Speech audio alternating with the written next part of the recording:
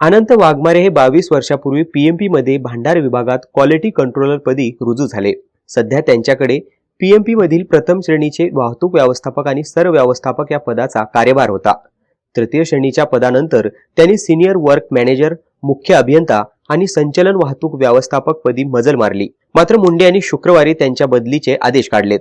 वाघमारे यांच्याकडील वाहतूक व्यवस्थापक पदाचा कार्यभार सुनील गवळी यांच्याकडे सोपवला आणि गवळी हे थेट मुंडे यांच्या नियंत्रणाखाली काम करतील असे आदेश दिलेत। मात्र पीएमपी मधील मुख्य अभियंता पदाची पात्रता बीई मेकॅनिकल असून त्या पदावर डिप्लोमाधारक व्यक्ती नेमवल्याने अन्याय होत असल्याचं सांगत अध्यक्षांकडे दाद मागितली होती। माजी अध्यक्षांनी शैक्षणिक पात्रता विचारात घेऊन मुख्य अभियंता पदावर नियुक्ती केल्याचंही वाघमारे यांनी म्हटलंय।